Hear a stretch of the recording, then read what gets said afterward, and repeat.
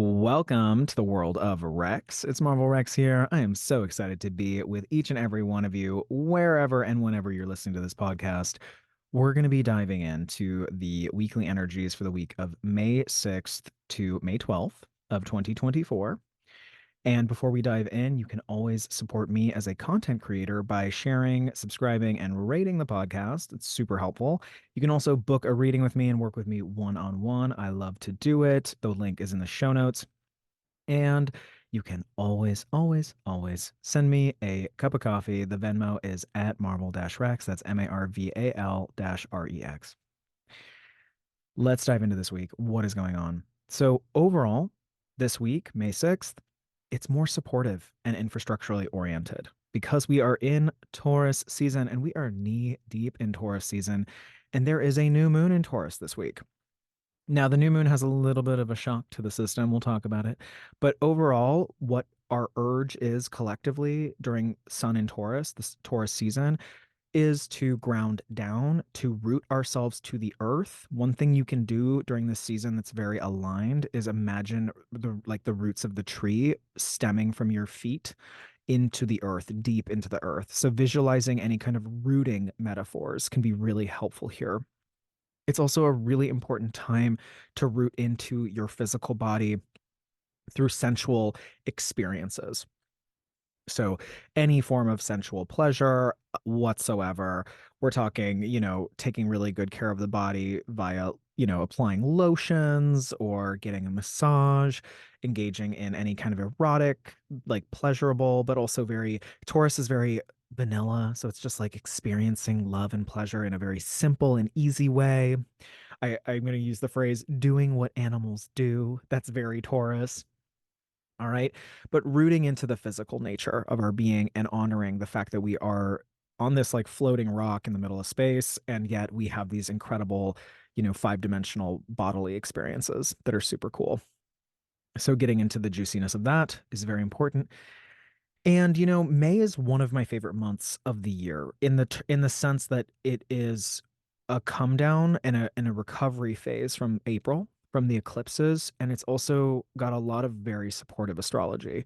It's a little bit like a pat on the back. May is a pat on the back after, the kid maybe fell over on the jungle gym, right? April was a lot of like, oh, whoops, that happened. That was intense. Oh, that relationship changed really quickly. Or I had to really quickly address this thing that was a catalyzing event. And May is like, cool, get up, get back up off your knees or off your, back, and I'm gonna pat you on the back, and it's okay. We're moving forward. And that is available in the energy above. So let's dive into what's happening. We're looking at, as I look at this chart that we have up for May 6th, there's tons of planets sitting in a bowl pattern or a bowl formation in the chart. So there's different names for how planets clump together in charts. One of those is a bowl formation, which means, like it sounds, all the planets are sort of sitting in one spot of the chart, forming a bowl, right? They're all in the bowl of cereal. Everyone's there, except the South Node in Libra is all the way opposite. So this is really interesting. I just want to kind of frame May a little bit here. We're still really focusing on the Pisces, Aries, and Taurus parts of our chart. And the opposite sign across from Aries is Libra, and it's kind of the South Node's by herself, just hanging out. Now, this tension between Pisces, Aries, and Taurus and Libra can sort of be summed up outside of using astrology terms, can be summed up around the ideas that there's a lot of energy around in the sky around what we need as an individual. So individual needs or what I need, what is my sort of creative passion, what is my sort of my hero story, my ego drive, and honoring that, being like, that's what I really want. The Pisces part of it is sort of the grandeur of it, the delusion around it, like this can happen, it's totally possible. And the Taurus part is like, and also how do I like feed myself and sustain myself while we're doing this? How do I stay grounded while I'm going after what I really want? And it's kind of maybe there's parts of it that are delusional or are getting a reality check. But still, there's a lot of emphasis on me, me, me, me, me for all of us collectively. And then on the opposite side, that South Node in Libra, is really outnumbered, right, by this bowl formation, all these planets sitting over in Pisces, Aries, and Taurus. The Libra South Node piece of it to me is okay, you are in relationship to other people. Like fundamentally, that's how this experience works on Earth. And yet, there are going to be some very painful moments of release while we become really honest with our path. And it's a dangerous conversation to have in the US specifically. I've studied other cultures in different parts of the world that are less individualistic. The US is extremely individualistic. And I would, also extend this out to the United Kingdom, Europe, and even Australia. Other parts of the world, particularly, I'm thinking about China and Japan, and there are many cultures where your familial relationships are very important, and your one-on-one relationships have a high degree of rules and honoring certain traditions and rituals around being in relationship, and it can be really fixed. For an American or a Brit or an Australian, they can feel really actually oppressive because it's so different than what we are used to in terms of like we get to be the hero of our own journey as Americans and like the cowboy with the bootstraps getting on our horse and riding into the sunset and having an adventure, right?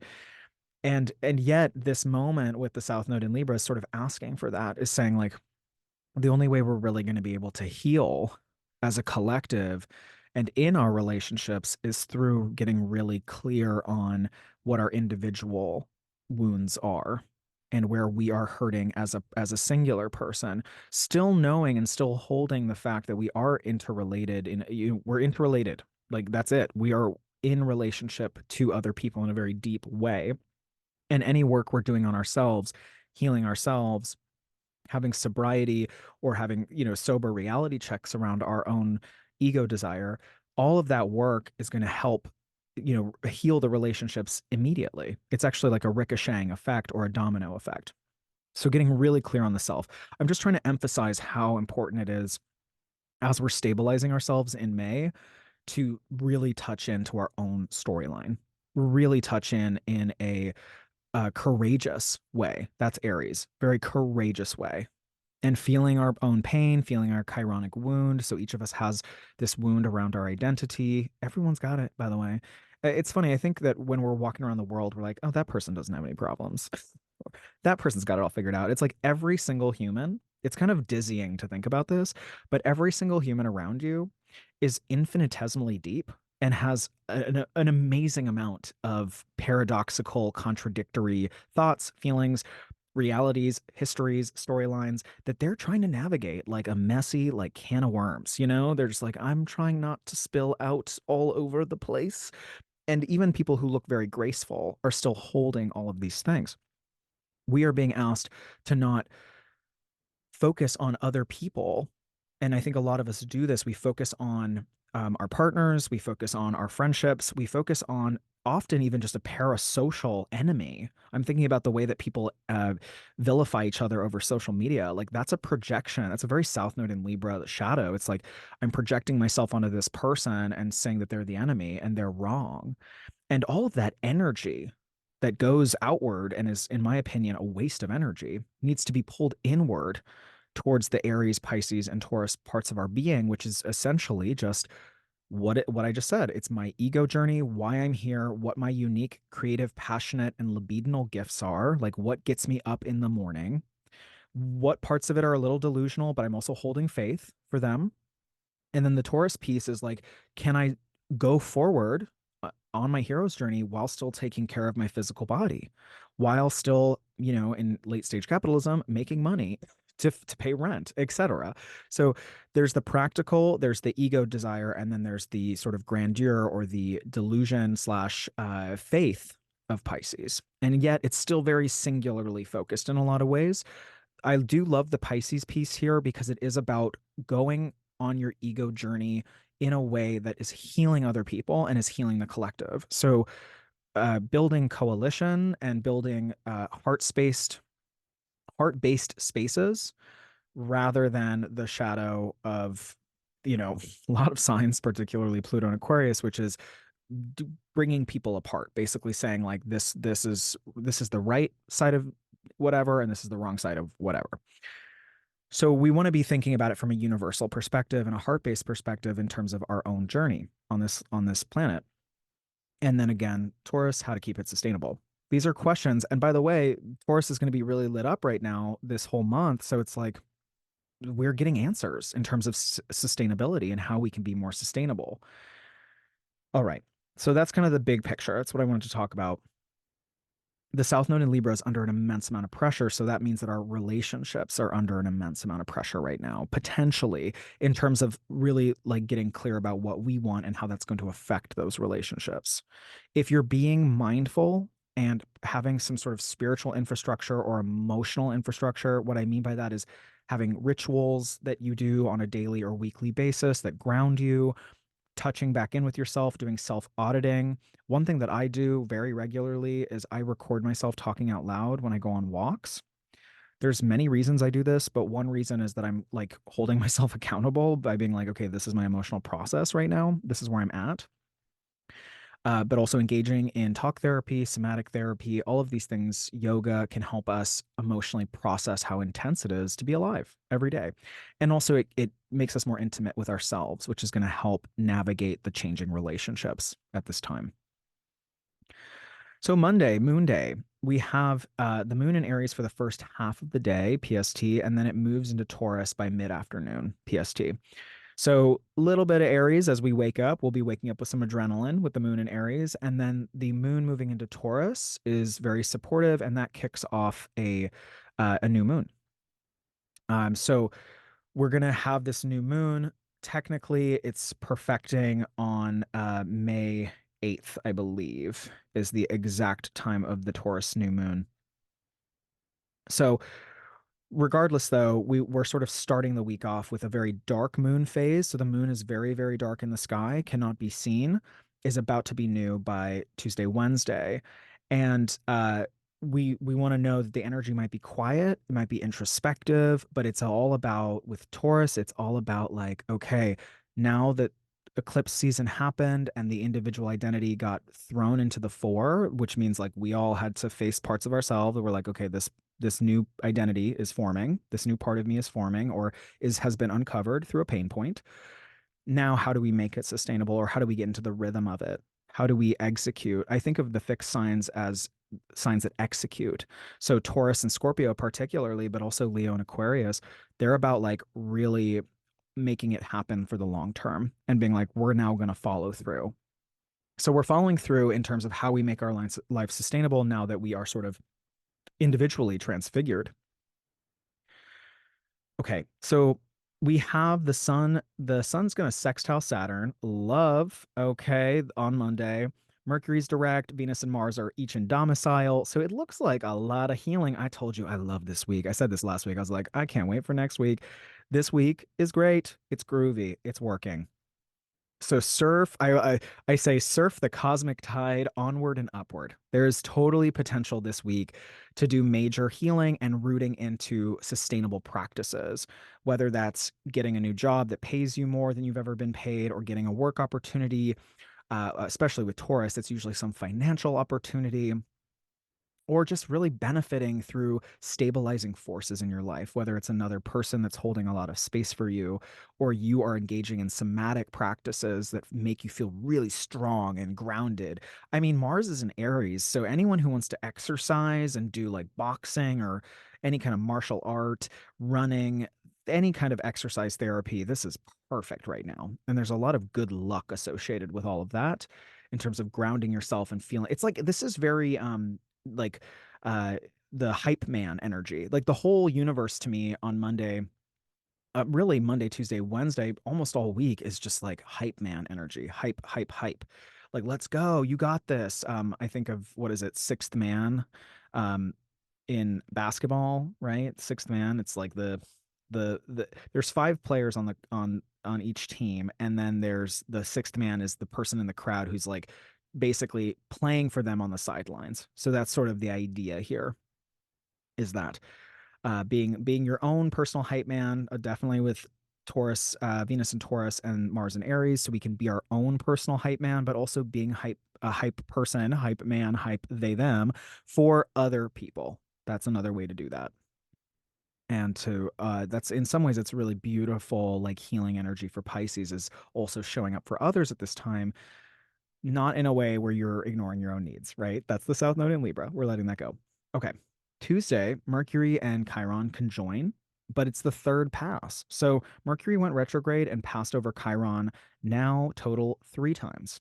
Okay. So we had 3 moments in the last month in April and now in May. It's the third pass here on Tuesday. We've had 3 moments of realizing in our brain or through some sort of communication of any kind, we've learned a pain point about ourselves. We have learned about an injury. We have learned about something that it could be psychic, spiritual, emotional, but even physical, right? I had a few folks. I'm recording this in late. Actually, I'm recording this mid-April, but I've had a few people have accidents or physical things have happened to them with the Mercury Chiron. So this can be physical too. Now, this third conjunction here on Tuesday is basically about healing yourself through your own advocacy by being brave, healing conflict by being bravely honest, bravely authentic, but in a way that's non-violent, which is very hard for Aries. So you have to work on that, everybody, not just the Aries. It's like you have to not have the Mars in Aries, which is like I'm gonna bulldoze this person in the effort to heal myself. So you still are taking others into account. The healing of a conflict can happen. Relational changes can happen when Mercury conjoins Chiron. The third pass is always an integration pass. So the first time Mercury moved over Chiron, it was like, ouch, oh my God, that's a pain point. That really hurt. Someone sent me an email. It really hurt my feelings. Then when Mercury slid backwards, retrograde, and retrograded over Chiron for the second time, it was like, oh yeah, I remember that that hurt, but it's not surprising as much, and I'm working on it. And then the third time now, Tuesday, you want to pay attention to any kind of talks, communications, emails, etc. This day offers us some sort of integration of like, yeah, that really hurt, but I'm working, like I'm really on it. Like I've transformed some part of the storyline, or I know what I need to do now conceptually and logically, Mercury, to change this pain point in the storyline, to heal a conflict, to heal myself, to advocate for myself in this way, in a really honest and brave way with Aries, and even a little bit of a bullish way. So I just want to say, like, it's okay to be bullish here by being, but not steamrolling other people, just being bullish, like, I'm going to follow up with that person, or I'm going to incite this conversation or this interaction. I'm going to advocate for myself in a way that's very, pressurized. Again, if the person's like, no, I don't want to do that right now, then be like, okay, cool, great. But at least you put yourself out there. That's very Mercury and Aries, and Mars is there too, kind of activating all this. Again, the overall idea this whole week, really, but definitely Tuesday, is how am I healing myself right now? How am I healing my identity, particularly around what you're here to do as a singular person in this world? Like, what is your gift that you're here to bring, and how are you like actively working to heal that? So that's a good sort of mind game to play with yourself on Tuesday, given that it's Mercury. All right, so the sun sextiles Saturn and Pisces today, which I love on Tuesday. Pisces to Saturn, Pisces to Taurus sextile. So this is really nice. The sextile from the sun to Taurus is usually like some hard work is paying off. You still have to like work a little bit. So that's part of Tuesday has an energy of like you do have to put yourself out there. You really do. This could be around advocating. A lot of the times it's advocating for a pay raise or advocating to be valued more in some way, shape, or form. So relationships, business, etc. You're advocating for yourself. For artists, this is wonderful. Like you're maybe having an artistic experience that's very rewarding and or financially great. Like we love this. If you are a Pisces or a Taurus, this is really wonderful for you. This is just a really big boost. You may still have to work. It's kind of like getting called into a job that you thought maybe you didn't get, or you were like hoping you'd get, you got it, but then you're working all day. This happens to me all the time. I'm like, oh yeah, I have to get to set at 6 a.m. Got it. But it's still great. You got the thing you wanted and you have to work for it. And you know what? Guess what? Working is Taurus's love language. So we're happy as a clam to be working during Taurus season. Now on late night, here it is, late night. I was like, where is it? There is a new moon in Taurus really late on Tuesday night, and it will be really active Wednesday during the day. So just keep in mind, for the East Coast, this might actually be a Wednesday AM Taurus new moon.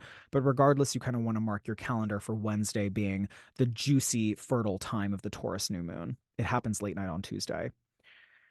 Okay, so the Taurus new moon gets very, very activated on Wednesday. Why? Well, because it's going to bump into slash is happening right next to Uranus and Jupiter, who have just recently co-joined at 21 degrees of Taurus. So this new moon is waking all of us up to whatever happened right around April 20th, April 21st, 22nd. You want to think back what was going on during that moment in your life. That can be a helpful clue as to what this new moon is trying to shepherd in. Now, again, Taurus new moon, it's about how are we creating sustainable life practices, rooting into our physical body as a temple, which allows us to live our best life. Our health is our wealth with Taurus. And with Virgo to a strong degree. But definitely here, there's a corporeal element, a physical element. How am I taking care of my physical body? And how am I making choices that are long-term goal oriented choices? Like I am trying to execute now. I'm trying to follow through now.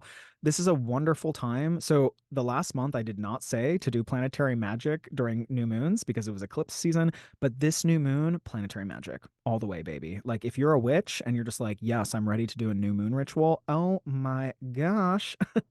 This is a wonderful, juicy, super fertile new moon for long term plans, long term changes in your life, creating sustainable practices, especially if you're involved in the arts or working with children. These are Taurus things, working with nature in the garden. So a lot of Tauruses end up being gardeners or landscapers.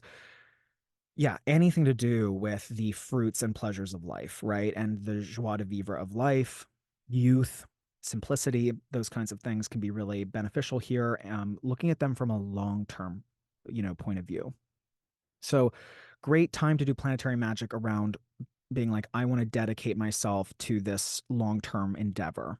I want to dedicate myself, for with Taurus, it can be physical body stuff. Like I'm cutting out sugar for 30 days. Wow. Wonderful. Hard to do on a Taurus new moon because Tauruses love sugar, but really powerful because it's a fixed earth sign. So it's like I'm making a fixed decision around my body and at least trying it out for the lunation, which is about 30 days. So, in general, this is a wonderful time to make long term decisions or long term promises to yourself around changing habits that bolster your self worth, your relationship to your body and the somatic experience, feeling nurtured, abundant, and, still, though, opening up to our discomfort threshold and finding deeper peace through that discomfort threshold. And that's, often when you're changing behaviors, I mean, there's so much research on like how to quit a substance or how to change a behavior. And, I think they say 40 days is like the really big thing. If you do something for 40 days, you're changing your behavior. And this new moon has that element with it because of Uranus and Jupiter. They're basically saying, we need you to find your discomfort zone to make a long-term change here. And yes, it might be out of the box or something that you've never done or you don't want to do. You're like, I don't really want to do that. I don't want to give up sugar, right? So, however, there's a signature. The planets are really speaking very strongly here to say, you can find much deeper peace and much deeper stability if you're willing to really stretch your comfort zone, stretch into your discomfort zone. So, there might be moments, especially with Uranus being activated midweek, so Wednesday, Thursday, your safety your sense of safety can feel a little activated. I don't think it's going to be as intense as eclipse season at all, but it's because often you're stretching your comfort zone, right? You're like, okay, I'm moving out. When if you quit, like I've quit caffeine before, and you get really sensitive and irritable and you get headaches. Like there's things that are really uncomfortable about it. And that sense of safety on a very deep evolutionary level, we can feel unsafe when we are like changing a behavior or pushing past our own boundaries, right? The idea with Taurus is not about doing it for the displeasure itself. That's very Scorpio. Scorpio is like, let's lean into the pain, baby. Taurus is like, oh, I am uncomfortable. I don't really like being uncomfortable, but I know that if I am uncomfortable right now, in 30, 60, 90 days, I'm going to get that payout. And I can't wait for that payout because it's long term. There's something about it that's really stable. So the only way to kind of trick a Taurus into doing something that's uncomfortable is if they know that there's a long term payout. Okay, I live with a Taurus, baby. Oh, so Taurus. She will go through periods of great discomfort knowing that there is a huge payoff that's long term and lasting. And Tauruses in a lot of ways are master builders because they will take as long as they need to. They are the tortoise when it comes to the tortoise and the hare. You know what I mean? They will win that goddamn race. They will win that race and they will take their damn time winning that race, but they will get there. And yeah, they might be uncomfortable floating around or whatever however the Taurus tortoise is feeling uncomfortable. They will feel the discomfort knowing that there is an end goal that has a lot of, fertile opportunity for the long term, right? So, and yet, Uranus is here and it's just saying like we have to change parts of our life. We have to change, for a lot of folks, it's changing the way that we value ourselves fundamentally, changing the way that we, navigate um, finances. I think on a global scale, one of my thoughts around this is that there can actually be potentially with these squares from Pluto and Aquarius, there can be more mentioning around a universal basic income. There's probably a lot around the crypto storyline happening here. So, digital currencies. We're going to see on a collective level lots of conversations around finances, global finances, and how we can make people's life sustainable. I know that certain cities in the US have been playing around with universal basic incomes, so we could see more talk around this time around those topics. On another note, political note, Israel is a Taurus country, so we'll see any Taurus country, Israel being one of them, going through lots of dynamic changes at this time around what is sustainable and how can things be sustainable for the identity of a country. We will be seeing that as well. Some questions I put here for each and every one of us on a personal level is how can you love yourself when yourself is in flux? How can you love yourself when yourself is in flux? This is possible. It is doable. And how can you love yourself when your nervous system is experiencing a sense of threat that's coming from growth, right? And even just applying consciousness. This is something that I've been doing. It's been really great for me. When I'm learning something new or releasing myself from a habit, and changing my behavior. And I get that sense of like, ooh, I'm irritated, I'm agitated, or I feel threatened by things very easily. I've learned, and part of this is just the act of compartmentalization, but I've learned to kind of step in as an inner adult and be like, oh yeah, your body is going through fight or flight right now because you're changing behaviors and it's uncomfortable. Naming it to tame it. I said this a few episodes back, like name it to tame it, really juicy, really great. Because I'm like, oh, my body is experiencing threats right now. It's because I'm making active choices to change. And maybe I need to take extra care of myself at this time so that I don't like, snap at my partner or, drive too fast, whatever can happen during a fight or flight moment. So just naming your nervous system state and being like, oh, yeah, I'm changing this behavior, of course. And that just lightens the intensity of it. You can laugh at yourself a little bit. You can also, if it's not funny and you're like, oh, I feel agitated, then take, under schedule, take breaks and just treat yourself like a baby. That's part of changing habits is just like really nurturing yourself in the process.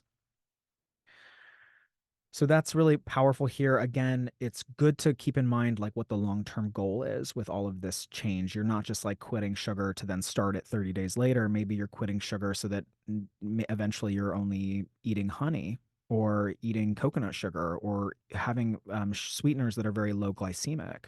So, think about the long term. It's not just about making a change for a month. With Taurus, it's like we're trying to make a change for however long it's going to take to feel very abundant and peaceful.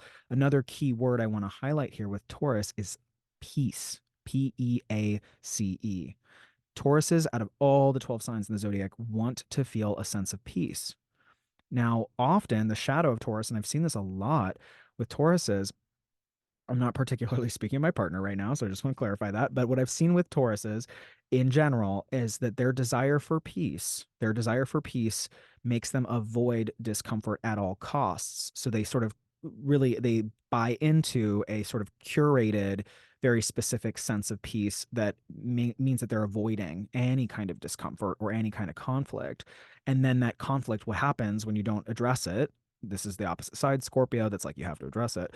It will erupt like a volcano, often from an external source, not from the Taurus itself. So we want to watch this as well in terms of like, where am I trying to avoid conflict or where am I trying to avoid discomfort? And is it going to bite me in the ass? That's like a really big question here. This can happen in any place whether it's your physical body, something from your body that you're ignoring, a pain or some sort of symptom, as well as in relationships, of course. Like, where am I sitting in my comfort zone and going like, la la la la la, I don't see that happening because it will come back around. Always, always. Okay, so now we're gonna fast forward to the weekend. We have the moon in Cancer by Friday evening, Pacific Standard Time, and it's gonna square all the Aries planets. So this weekend's a little interesting because there can be family drama. And by family drama, I mean, chosen family, blood family, or any sort of familial dynamics that brought in is not a word, that you have brought into your uh current relationships. So you want to just keep in mind, if there are some sort of triggers that happen that maybe are historical. They always say the historical is hysterical. So if you're getting triggered on the weekend, the moon in Cancer is very sensitive and very emo. Not necessarily sad, but just very sensitive. So it can be deep love, deep joy, deep abundance, but also deep sadness. It can be all of the things. And it's often tied in with our home and roots, where we come from and how we were raised. So just keep in mind that that can happen. There can also be a focus on domesticity, the home space, and really checking in because this is a cardinal moon, which ties back into the eclipse on April 8th and March 25th. How are you different now than a month ago? How are you different now than you were a month ago during the Aries eclipse? This is a really great time to emotionally process that question. And like maybe again, I always say this like a broken record, moon and Cancer, but crying. What was taken from your life in late March and April? Because usually eclipses eclipse things out, they take things away. Like relationships can disappear. And also new relationships can come in like a bull in a china shop, right? So how are you different? And how are your relationships different? Which of course changes you. And can you emotionally process them during the weekend? Another question here, with Moon and Cancer squaring Aries is, are you overgiving?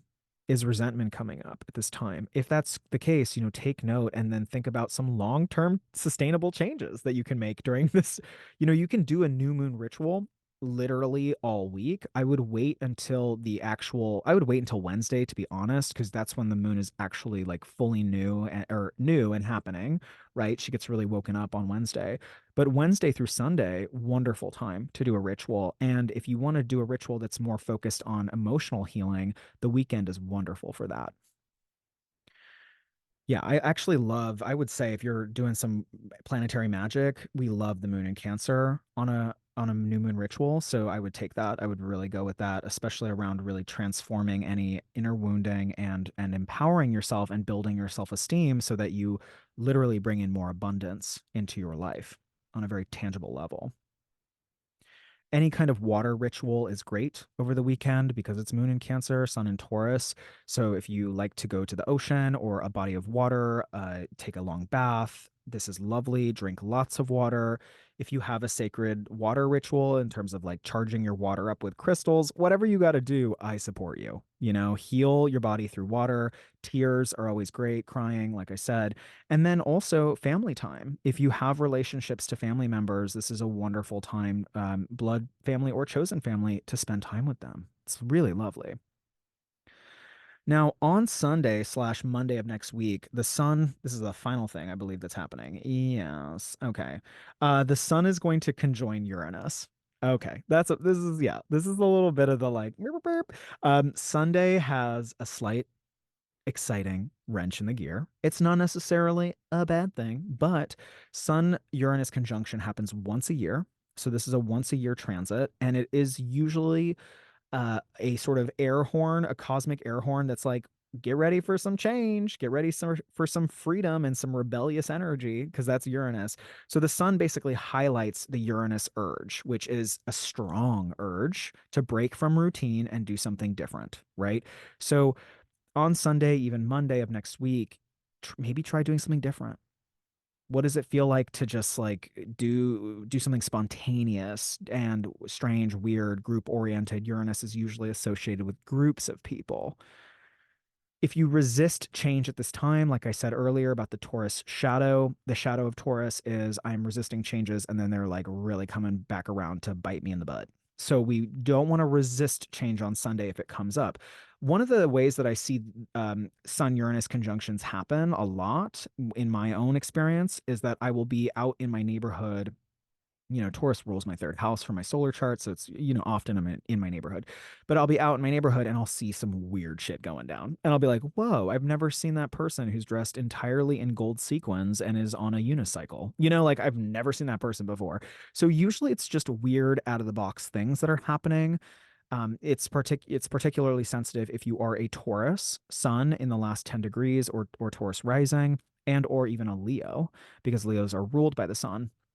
So, pay attention. There can just be very weird things that happen on that day. Usually, I try to take them in medicinally, like, oh, that's how I can stretch my discomfort zone, right? That's how I can stretch, like, I can open more up to different experiences, realities, and just change. I can open myself up to change.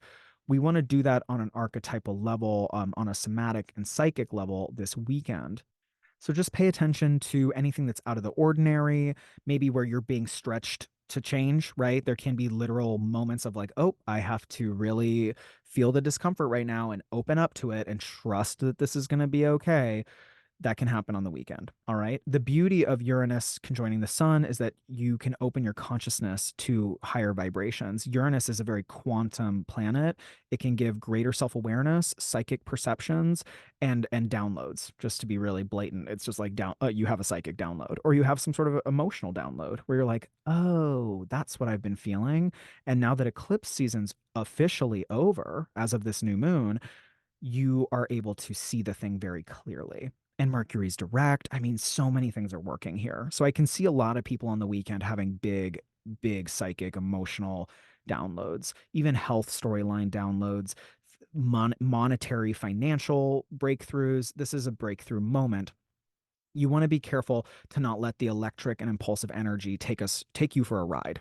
Take you for a ride and make you take unnecessary risks and forget about the long term. Again, my big thing this week is keep the long-term goals in mind, and any action that you feel is going to jeopardize those long-term goals, it's not the season. Taurus season, not the season.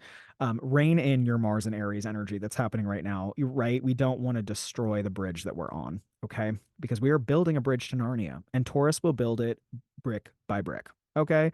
I don't know why if I'm getting a Narnia reference or a Yellow Brick Road reference. But anyway, regardless of what's going on in my strange Pisces brain, um, just keep in mind that we are looking for a long-term goal, solution, and long-term sustainability overall. So yeah, that's what we're doing with the sun and Uranus at the end of the week. Pay attention to what's going on, and especially surprises that are coming up. They are here to awaken you. Uranus is the great awakener, so it's not something to feel victimized around. Rather, it's like, okay, I'm being asked to change in this way around my long-term goals, long-term relationships, etc. And I'm going to take very good care of myself while my nervous system is a little disrupted by the changes, because that's what's going to happen. It's normal to change your behavior, change your relationships, and sift through and sit through the discomfort for the long-term gain. Okay. That is this week in a nutshell. I love each and every one of you. I truly do. You can always get in touch with me in all the ways by clicking the link in the show notes below. And I will talk to you next week. Take care on the world of Rex.